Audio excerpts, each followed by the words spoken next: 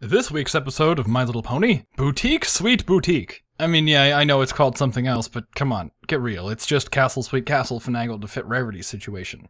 I'm beginning to think Rarity is best pony. I realized this after Newbie Dash, because her and Rainbow were the only ponies who had a real goal they were working towards. I mean, seriously, what's Fluttershy's equivalent to Canterlot Boutique gonna be? Fluttershy, what? Fucking leases a Prius? No, she's got nothing. And Rainbow's personality is one of confidence. She wanted to be a Wonderbolt because it fit her preconceived notion of how cool she thought she was. She already knows she's the best flyer in Equestria, and she just wanted to make it official. So her potential evolution from fulfilling her dream isn't really all that grand. Especially with her uncanny ability to nail complex flight choreography with only 2 days of practice. Rarity fundamentally changed after Canterlot Boutique. She flipped from dealing with the stress of trying to get noticed artistically to the stress of trying to succeed commercially while keeping her integrity. The fucking dummy.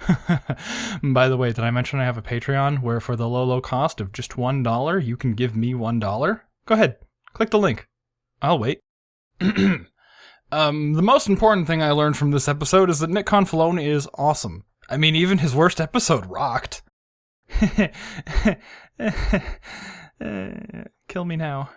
I'm gonna interview you and your friends so I can paint a picture of Spider-Man! But he never got his picture of Spider-Man. This episode had a lot of comedy through timing, which is nice. I've seen too many shows that set up frame stories seem to forget that they were using frame stories or never do anything interesting with them. So sort of like in the exact same way that this story itself seemed to forget that it took place inside of a frame. So while this episode could have benefited from the occasional cut back to the real-time outermost frame, that would have taken away time from the main story, which was already very tightly constructed.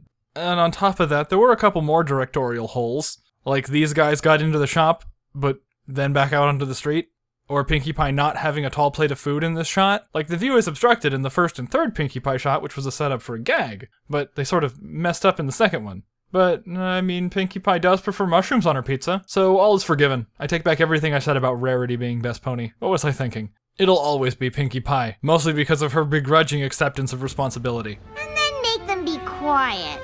My favorite thing about this episode, and really most episodes of this show, is how the friendship is really friendshipy. Like, they all know Rarity well enough to try to do everything up to her standards. And we can stay true to your vision. But at the same time, they know that understanding is mutual, so they're comfortable enough to handle shit their own ways if they have to. And thank God they learned enough from Castle Sweet Castle to not try to work together to solve the problem, because that would have been a disaster.